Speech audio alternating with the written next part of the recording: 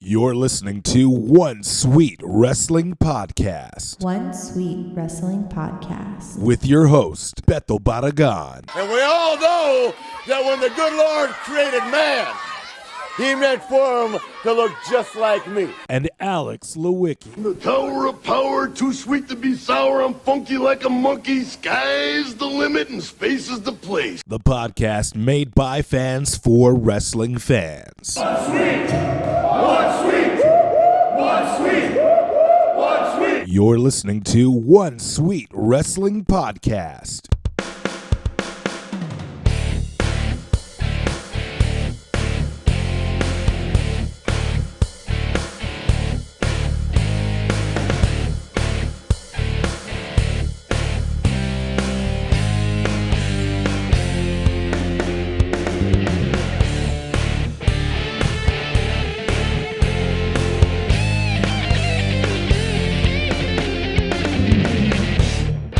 Woo! We are here on YouTube. We have arrived in 2018. Happy New Year, everybody. Happy New Year to all of you guys out there who have been listening to us in 2017. We're here in 2018 now, right here on YouTube. And, of course, it is I, Beto Barragan, with the one and the only Alex Lewicke. That's right, babies. I think this is gonna be my new thing, is running with this Dusty Rhodes impressions. I mean, you've done it since the beginning, so you might as well. Since the keep beginning going. of time, I just placed on the stratosphere for just you and I, Alex Lewicke. Oh, cool. Does that mean I'm part of the Horsemen? Maybe. Oh, can I be Oli? No, I heard Oli's not that. Yeah, but I'll be Arn. Oli. We got some stuff to talk about today, don't we? We do. What do we got on the headlines? Well, Bullet Club has arrived in the WWE, or shall I say, the club. The club. They finally pulled the trigger on the Bullet Club. And how many people? And I'm gonna Hold on. Okay. I want you to understand. I just made a great joke and it went over your head. They finally pulled the trigger on the Bullet Club. Ah, yes. Very clever. Yes. So yeah, they finally allowed Finn Balor, Carl Anderson, and Doc Gallows to tag together. I'm about it, dude. I hope it's not a 1 week thing. I hope it's not a one-off either. I think it's awesome. I will say that Vince finally is catching on to what was happening in 2017, and he's going to, as you said, pull the trigger on it. Is this a response to Wrestle Kingdom? I have a feeling it's got a very... It's yes. Short answer, yes. Yeah. I think he understands what's going to be coming up. As a matter of fact, tomorrow, the week of Wrestle Kingdom. Yeah, of course, you're going to want your hardcore wrestling fans who are watching your product to go, hey, remember that time Gallows, Anderson, and Finn Balor were in the Bullet Club?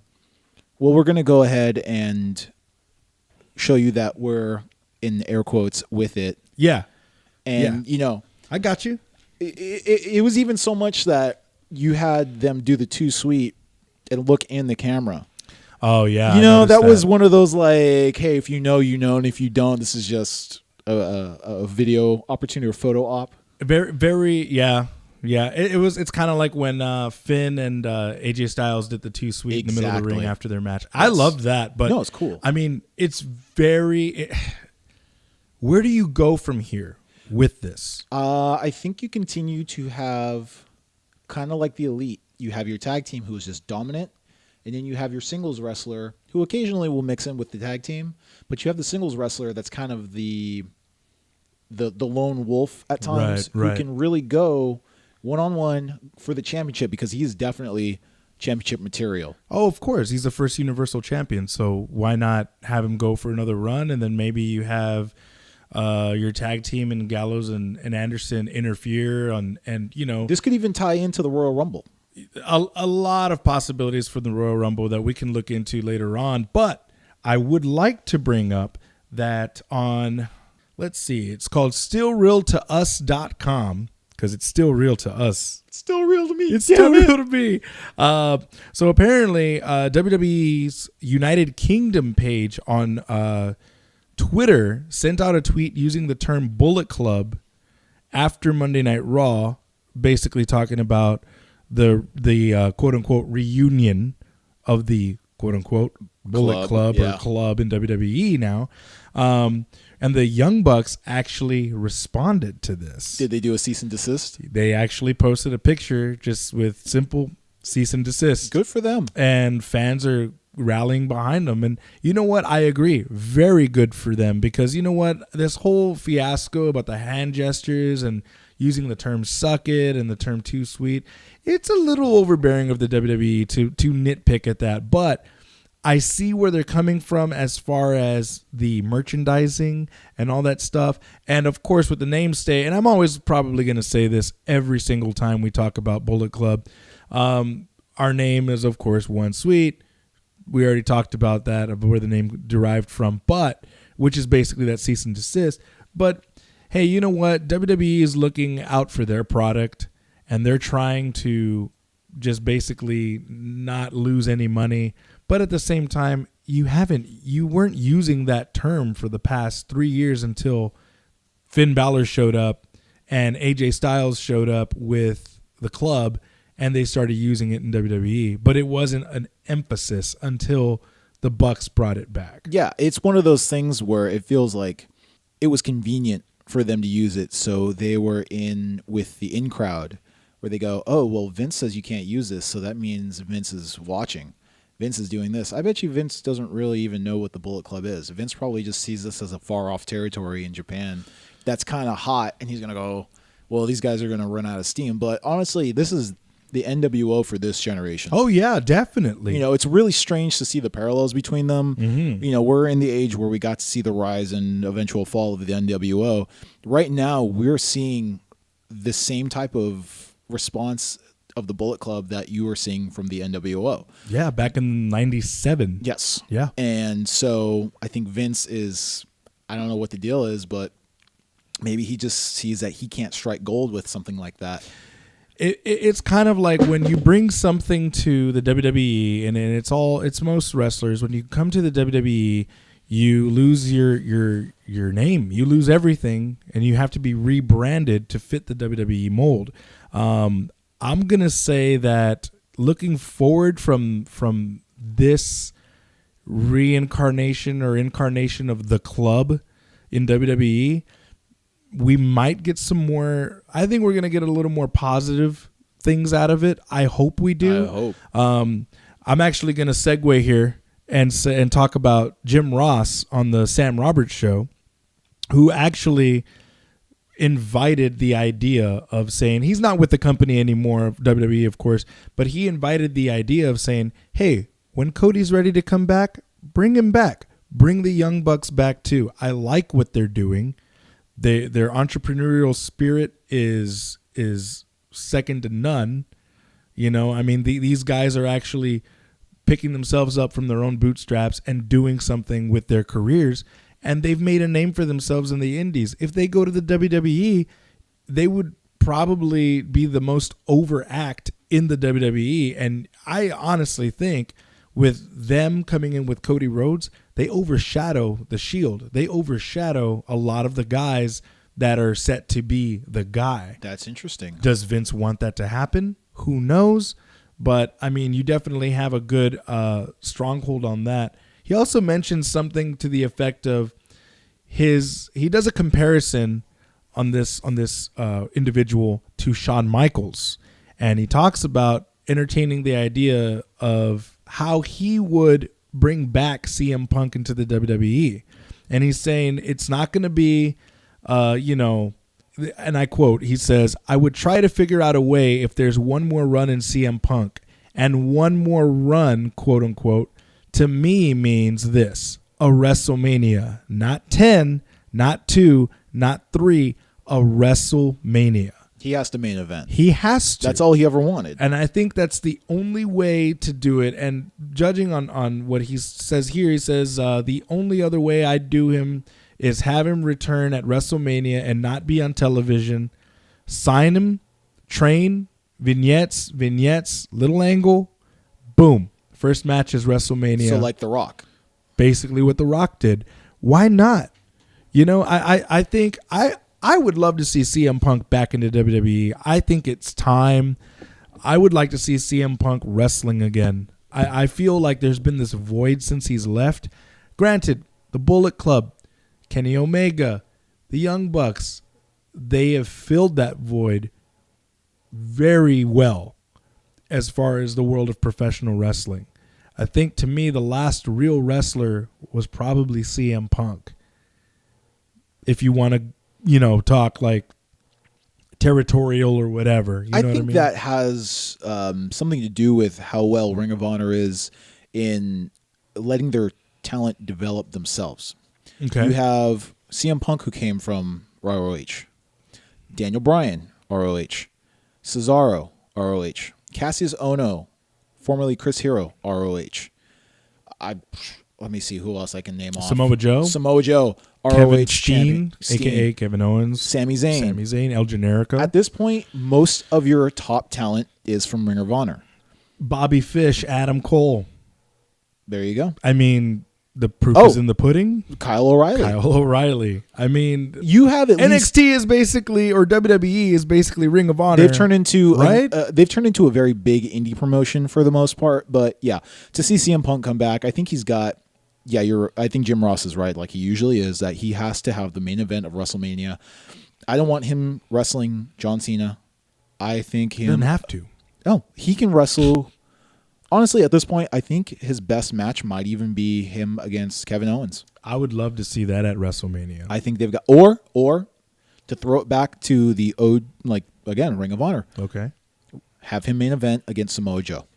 Samoa Joe, maybe even AJ Styles, Or maybe Daniel Bryan. Shinsuke Nakamura, Daniel Bryan. You've got there's a lot of avenues that you could go, and you could make money with Punk coming in, wrestling all those guys. Oh, they tear the house down. yeah. I think they could do it. If they could do it every night, more power to them. Yeah, That's but what I for say. him to come back, I think it would take an act of God, like a lucrative deal Right. where he gets to do whatever he wants. I mean, he'd have to have I'm going to call it the Rock deal. He'd have to have carte blanche. Yeah. Yeah. Yeah. So speaking of WWE, we're talking WWE Mix Match Challenge. You want to talk to us about that? Yeah. What's happening is on Facebook after SmackDown, they're going to be running a 20 to 30 minute show, essentially, of the mixed tag team championship or mixed tag teams. It's not. Right. I don't even think there's a championship involved. It's just whoever wins gets money put towards a donation. Yeah, A charity. My bad, of their not a choosing. donation. So like $100,000 to a charity of their choosing. Yes. The winning team will basically receive that. Yeah, and this is going to happen for a few weeks on Facebook Live, I believe. I'll find out more about it. But they've already announced 2 of the teams. Who are the teams? From Raw, we have Alexa Bliss and Braun Strowman. Nice. And on SmackDown, we have Bobby Roode and Charlotte Flair. Wow. Now, these are both excellent pairings. I think they've got a lot of charisma, and I think they're going to do very well together on both teams. Now, my question to you is, fantasy booking, Okay. who else would you tag together? I can give you some ideas for me. So do they have to be? It seems like they have to tag a Raw team and a SmackDown team. Well, like members of the roster from Raw tag together. They can't do inter-promotional. Interpromotional. Yeah. Okay. Who are your picks?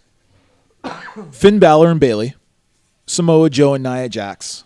And I'm trying to figure out who Seth Rollins could go with because he's such kind of like a polarizing guy, but you can put him with Sasha Banks.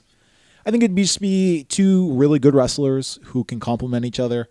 Attitude. Yeah, exactly. Yeah. You know, we're kind of a step above everybody else, where I think you could easily have phenomenal matches. AJ Styles needs to go with, I would say, Becky Lynch. Oh yeah, that'd be awesome. That'd be a really good team. Who do you think? I don't know. I think for Raw, a Raw team would probably be like, maybe Nia Jax. I think we talked about this last episode. Nia Jax and Samoa Joe. Yes. That'd be a good team.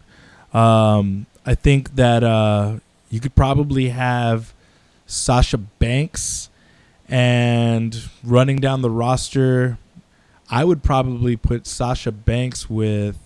I can't think of it for the life of me. I'll have to come back to that one. Fair enough. SmackDown, I'd probably throw, of course, AJ Styles with Becky Lynch. Yeah. I'd probably put. I would put Rusev with either Naomi Ooh. or I would probably put Rusev with what's her? Oh man, I'd put him with one of the Riot Squad yes, members, the Riot right? Girl, Ruby Riot. Ruby Riot. Yes, that would be cool. yes. That'd be a really cool team. I could see them like kind of like a brawler type team. Oh, what's the girl? Liv on Riot Squad? Oh, Liv Morgan? I think it is. I call her Carmella 2.0. You put her Yeah. with one of Breezango, and you put Carmella with somebody else from Breezango. Oh. They've got that weird cocky. Yeah, why you know not? what I'm saying? Yeah. I think it would work. It's got like that glamorous. Honestly, as much thing. as I feel like mixed tag teams kind of get, it's like one of those sideshow attractions. You're like, all right, they're wrestling. I am actually really excited for this. I think Nice. they're going to be able to, especially because it's on Facebook, you're not restricted to, I guess, television rules. Right. To where you have to follow a format. It's going to be cool to see what they can come up with. It'd be interesting, and I wonder how long these matches are going to go, but only about 5-10 minutes, I would assume. Yeah. Yeah. It'd be pretty cool. I'm excited to see this. Let's just see what happens, but let's just call it. Those are the headlines. Those are the headlines. If you're looking for a unique, clean, and comfortable shop to get your next tattoo, check out the artists at Galavetta's Tattoos. They're located downtown San Antonio at 628 South St. Mary's, just north of Cesar Chavez. Galavetta's is home to some of the best, most experienced tattoo artists in San Antonio, and the only shop in town with 4 female artists on staff. Established in 2005, Galavetta's Tattoos offers a variety of styles and the highest quality tattoos with a price that won't hurt your budget. So stop by for a consultation or give them a call to schedule one. It's easy. 210-227-7673. That's 210-227-7673. Galavetta's Tattoos, San Antonio's favorite tattoo shop. Hey moviegoers, this is Ryan D, Akinola Ryan 680. This is Alamo City Movie Talk. Meet my crew. I'm Mike at Polaris Mike. We do movie reviews. Juan at Cloud X Drive, and we do trailer reactions. I'm Juan the Cook Crane, and we do everything movie related. And once again, you're listening to One Sweet Wrestling Podcast. All right. Thanks, guys, from Alamo City Movie Talk. If you are interested in movies, new movies, older movies, just movies in general, hit those guys up. Check them out. Alamo City Movie Talk. Really cool guys. They have some really funny, hilarious reviews of movies and stuff like that. But they can also be serious. So, just kind of hit them up if you like what they're doing. Like them on social media. Alamo City Movie Talk. Those guys are awesome. So we're talking 2017. Let's talk about it. To go forward, we've got to look back sometimes. Yeah. So sure. I want to know, what are your wrestling moments of 2017? Favorite wrestling moments of 2017? Absolutely. Well, I would like to say that, I want to say it was the Hardys coming back to the WWE. That was big. It was Real like big. the hugest. See, here's the thing for me of wrestling in the past few years. I'm going to say 2016, 2015, maybe after CM Punk left. Okay. I don't think that there were that many pops, huge pops, for things that happened throughout the years. I'm sure there were some. I'll put one. Okay. AJ coming to the Royal Rumble. I'm gonna debate you on that a little bit. Yes. Okay. So when I was watching that, why the hell was a camera on Roman Reigns? Well, here's the thing. They have a WWE exclusive video on their website, Right. because I think they knew they screwed up. Yeah, of because course they did. they released it and it's primarily on the Titantron, Right. and that's when it shows I am phenomenal. And the thing is, I didn't even hear the pop. I feel like the sound was like muffled or something it for that. could have been. You know what I mean? Yeah, Like you hear that's what I stories. think. Yeah. Yeah. You hear the rumors, and I'm gonna steal a phrase from Conrad Thompson here from the Bruce Pritchard Show. If you're interested in that show, check him out. Something to Wrestle With, Bruce Pritchard. The rumor and innuendo is that WWE muffles the sounds on certain points so that way the crowd doesn't overtake the show. We can save that topic for another time. But for me, I didn't feel that pop. I mean, when I saw AJ on the screen, I was like, oh my God, it's AJ Styles, finally. But when the Hardys came out, that was the pop, they blew the roof off the place for just them coming out. They were in an outdoor stadium. Well, you know, figurative. They blew up the walls, bro. They blew up the walls, okay? But look, they had that pop. The crowd blew up, talking, like, just going delete. They had them in the palm of their hand, and I didn't see much of that throughout the years, in recent years of WWE. Yeah, especially in WWE. You know what I mean? Yeah. Like, I would say that. Another favorite moment of wrestling would be actually seeing the Bullet Club live in person. For the second time. For this, no, the entire with Kenny. Bullet Club with Kenny. Got it. And then actually getting to meet Kenny Omega and get his blessing for us to use the podcast, One Sweet, in our podcast name. Yep. I'm going to go there.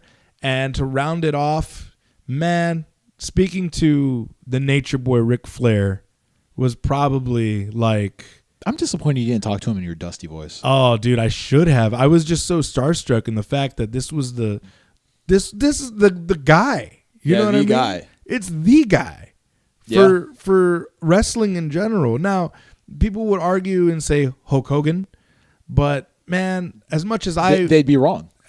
I love Hulk Hogan. I love and respect Hulk Hogan for who Hulk Hogan was in the ring and for what he did for the business of wrestling. Okay. But when it comes to the actual work and the ethic and all that, the work ethic and the just knowing that the guy pretty much like almost died a couple of times in his lifetime. Yeah, even recently he almost died. Recently, I mean, talk about kicking out. You know, Ric Flair to me is like the quintessential wrestler. When it comes to pro wrestling, I say Ric Flair, very close second, Shawn Michaels. Wow. Right on, man. I'm going there. I got some passion today. I hear that. I'm feeling it. He got his drink on this morning. I did. He's got some coffee in him. A little bit of something, baby. So I am going more professional wrestling outside of WWE. A little bit with.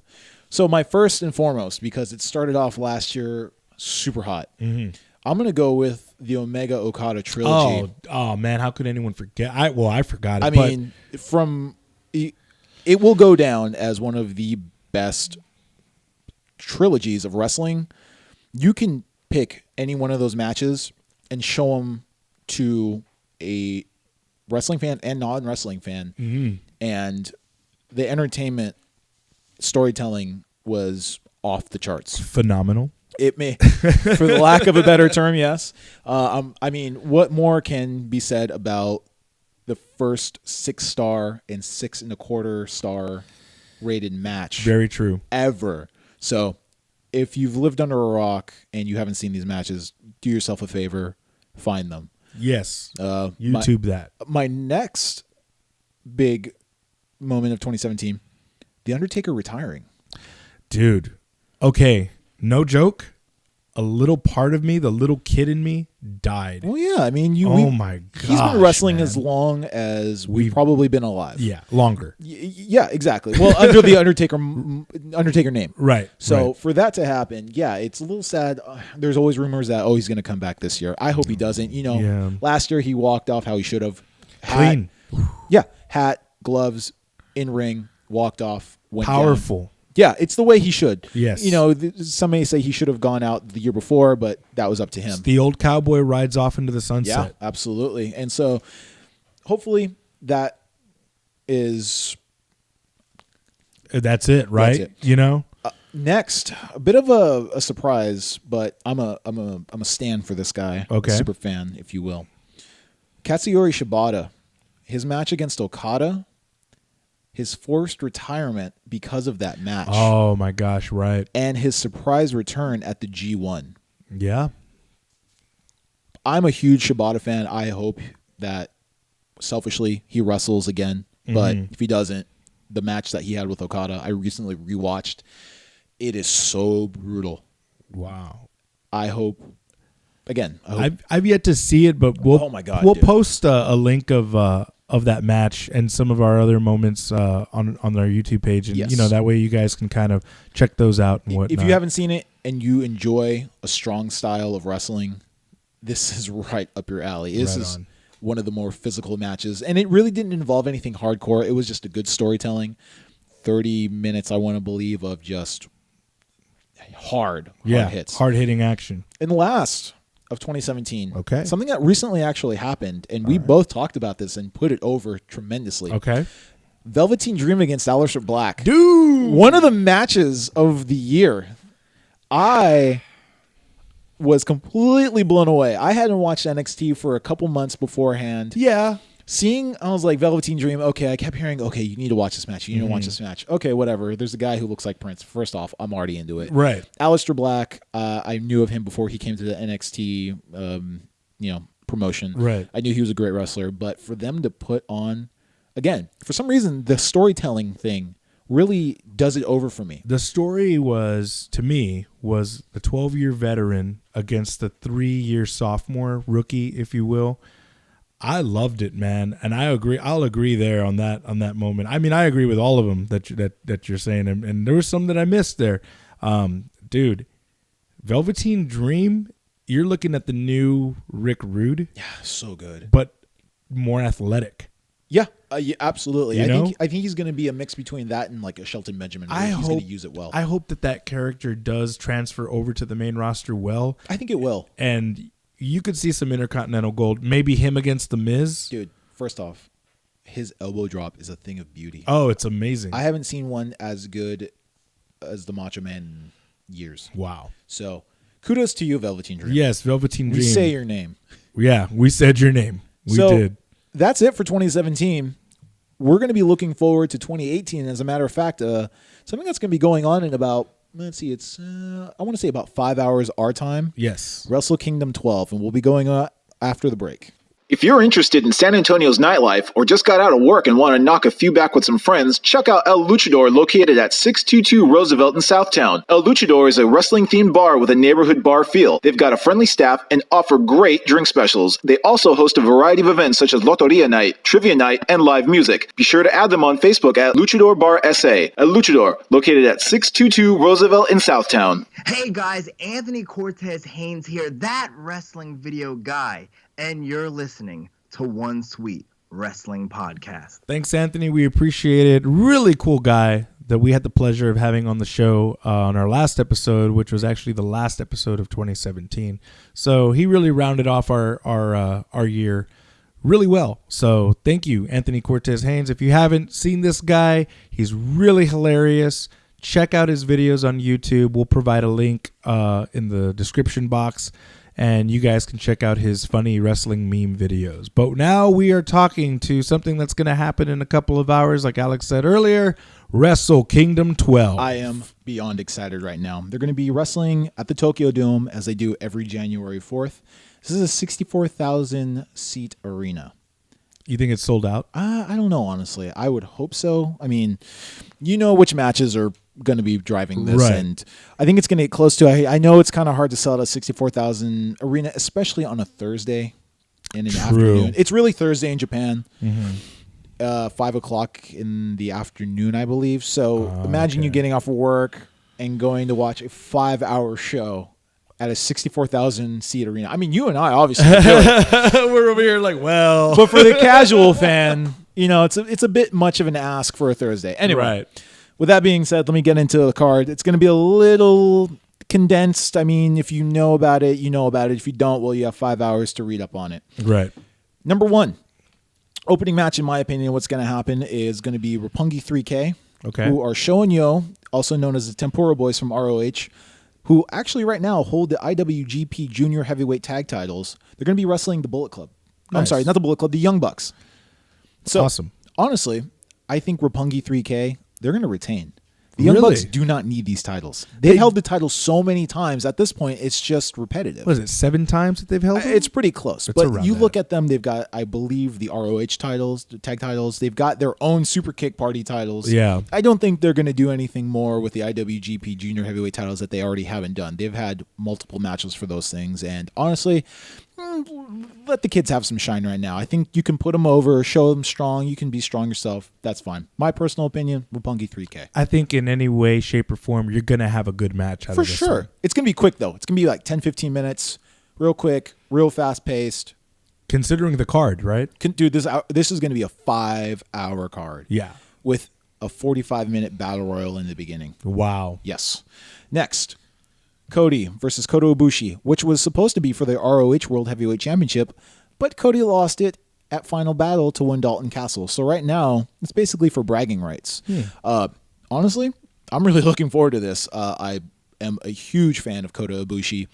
He wrestled under the Tiger Mask W moniker for a good part of last year. He kind of did double duty. He would do that and go back to Kota Ibushi. Oh, got you. So Cody had one of the best years of 2017 by far. Definitely agree with that. So I think what this is going to happen is you're going to see a mix of American style and Kota Ibushi coming in, and it's just going to be a really good all-around match. Since it's not for the title, this is going to be one of Cody's newer outings in Japan. Mm-hmm. I think Kota Ibushi goes over. I think he's got to get built up for that world title picture, and by going over a gaijin as strong as Cody with the pedigree that he has, I think that definitely puts him up in the upper echelon of that company.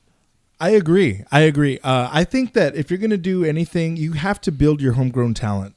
You have to. And I think that's in any promotion. And definitely Kota Ibushi is one of the best in the world. So, I mean, there you go.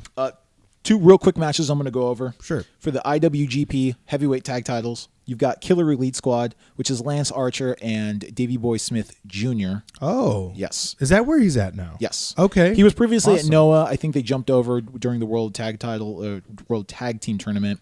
But yeah, they've won the IWGP Tag Titles. They're going to be going up against 2 members from Los Innorgables del Japón.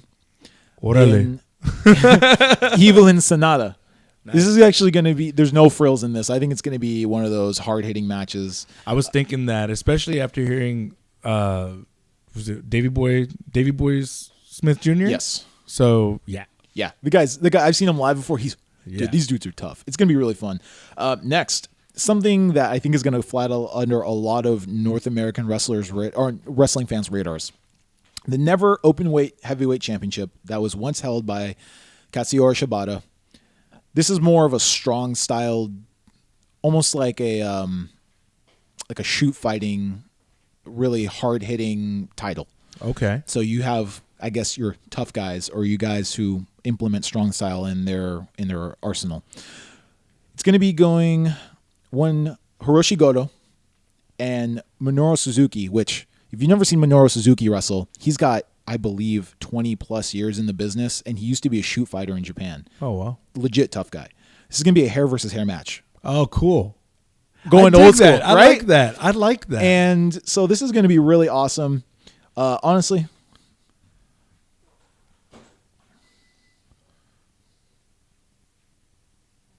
Okay, go for it. No frills again.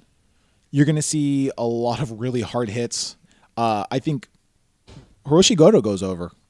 This is one of those titles that he's not won, I believe, and it'll be good for him to get back in the title picture.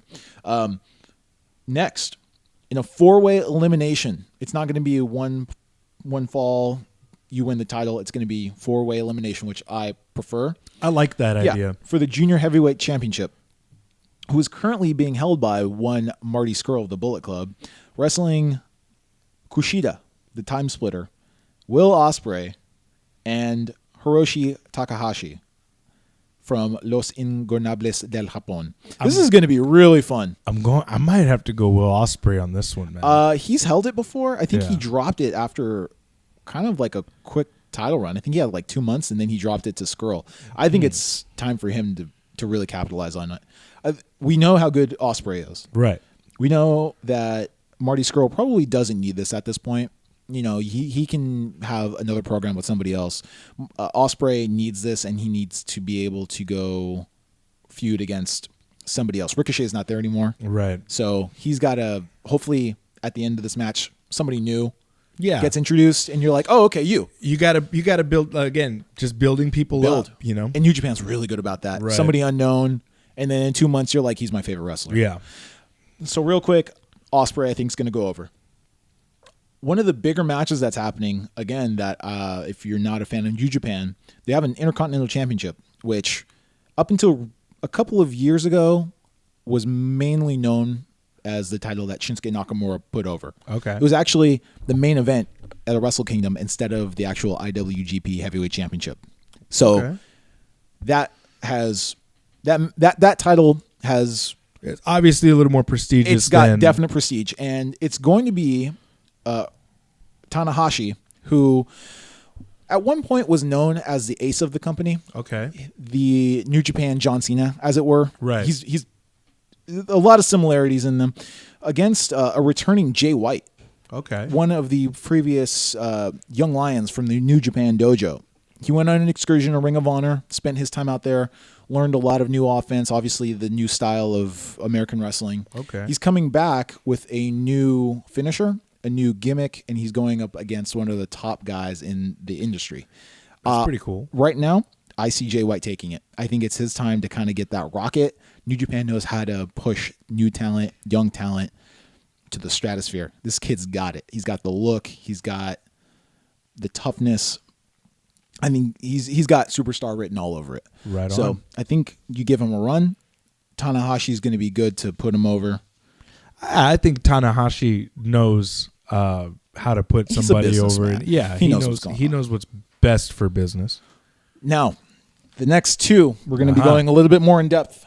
Of course. Now, I'm not sure which one's got a headline, but it should be the heavyweight. If we're being purist, it should be the heavyweight championship. It should always be the heavyweight championship. And the heavyweight championship always come out last, but that doesn't always happen. Right, true.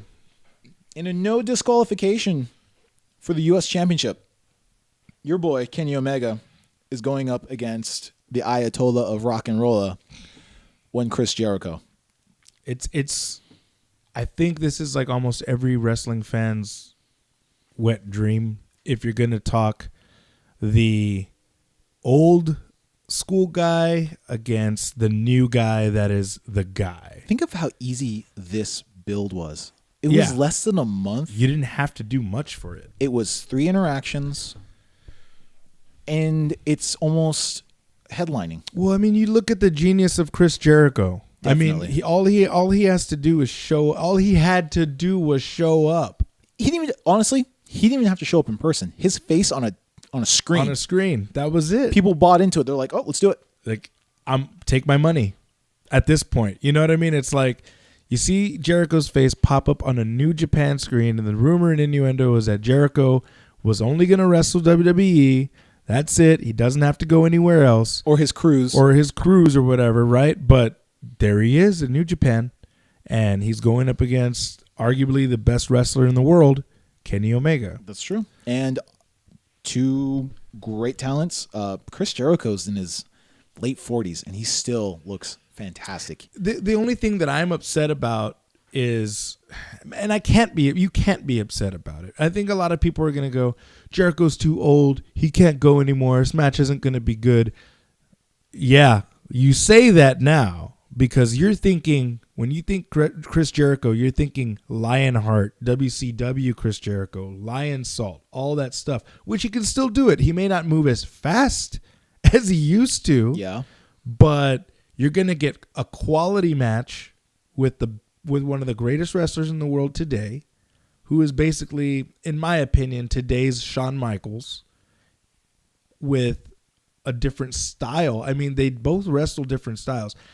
They touched maybe once, twice. Well, in the ring once. Press conference in the ring, whatever. But it wasn't anything extended. Right. And it didn't need to be anything more than what they've done. And honestly, what I say along the lines of, well, Chris Jericho can't go. He can't wrestle the way he used to.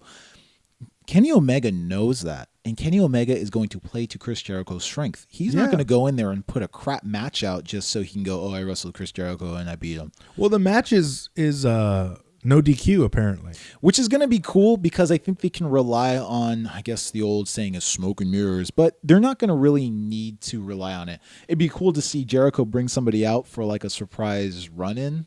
I want to see Ralphus come in. Wow. That's who I'm making my mind up on. Wow. Ralphus. But did you see the recent development of that match was Jericho posted a fan picture on his Instagram, and it says on the picture, it says New Japan. Hey, New Japan, we are back. It's a picture of Jericho in the center with Eddie Guerrero and Chris Benoit. Yes, and he's dedicating the match to them. Yes, which in an earlier episode of Talk is Jericho, he doesn't really put over Benoit in the sense of, for the tragedy that happened. Right. But his wrestling ability, of course, you're going to put that over. And I think if, to that regard of, despite the tragedy that happened, you can't ignore the fact that Chris Benoit was one of the greatest wrestlers to have ever laced up a pair of boots. I have to say that. I hope I don't catch any heat for that. If we do, send your hate mail to onesweetwrestling@gmail.com. We could talk about it there. But I'm going to just apologize for that. But at the same time, I'm going to say, hey, man, you know what? That was his friend.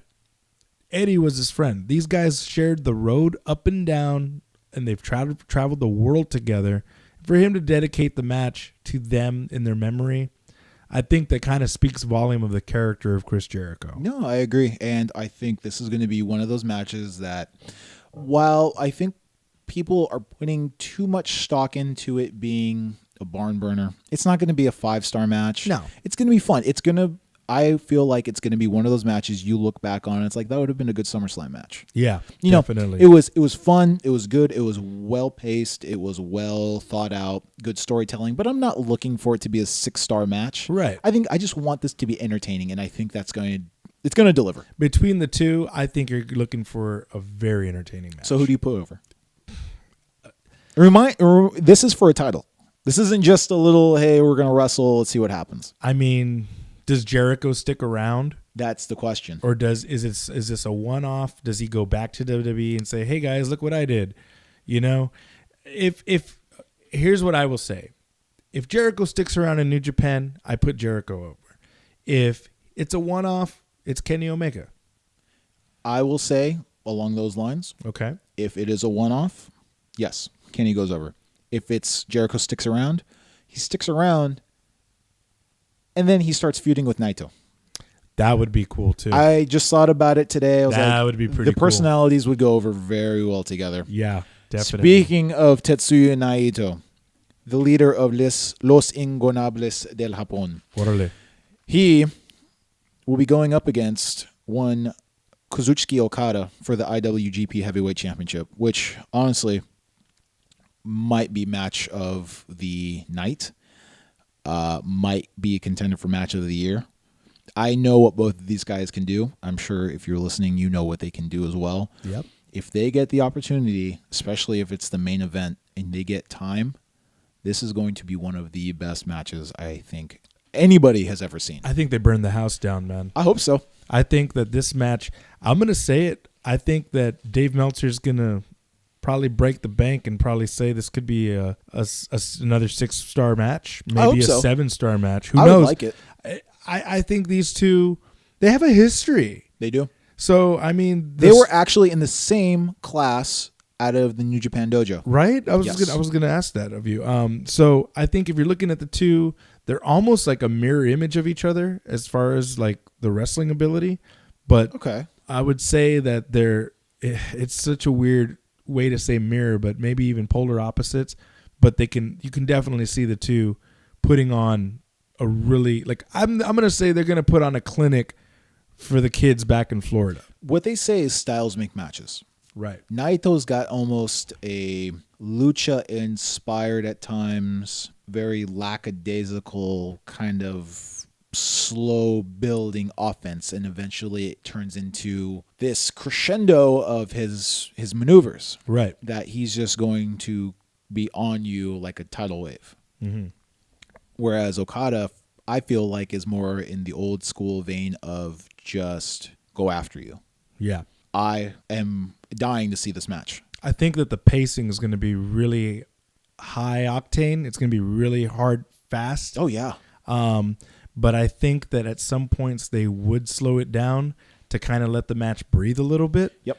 I'm looking forward to it too. Hopefully we can. I kind of want to stay up and watch it, but I don't know. I gotta get up in the morning. Man, we got work, and I think this is going to end at 7 a.m. our time. Yeah. Well, We'll be awake to go to work. Just have to drink a bunch of coffee and do it. Anyway, so I'm putting Tetsuya Naito over. I think it's his time. Okada just passed, I believe, this week as the longest reigning IWGP champion ever. I'm going to go Naito on this one too. I think it's his time. I would like to see, and again, this is me being selfish, Naito wins, Shibata's music hits. They clear him. He's ready to wrestle. His whole year is him getting that belt. But if he's not healthy, that's not going to happen. We'll see what happens. We will see what happens, ladies and gentlemen. We're looking forward to it for Wrestle Kingdom 12. Thank you all for listening. We appreciate it. We hope you have a happy new year. Yeah, I hope everybody has a happy new year, a great 2018. I know we're looking forward to a lot of really cool things that we want to do this year in 2018, which, by the way, one of the cool things that we have available right now, if you go to our Instagram page, like a picture, check it out. It is the One Sweet Wrestling Podcast official t-shirt. So hit us up in the DMs. Let us know what size you wear. If you're interested, we'll go ahead and we'll work something out with you. But check out those t-shirts. Also, we're going to be doing a wrestling trivia night at one of our favorite spots, El Luchador, here in San Antonio, Texas. If you're in the area, come by. We're going to have a Luchador. I say Luchador. The place is on my mind. That's how awesome I love it. WrestleMania weekend, guys. January 26th, we're going to be there. Royal Rumble weekend, baby. Rumble weekend. What did I say? WrestleMania? You said WrestleMania. I got WrestleMania on the mind. We've got WrestleMania. We've got Wrestle Kingdom on the mind. We've got it all on the mind right now. But remember, January 26th at El Luchador, Wrestling Trivia Night, hosted by Beto Barragan and Alex Lewicke of One Sweet Wrestling Podcast. Be sure to check that out. And I don't think there's anything else left to say, but we out.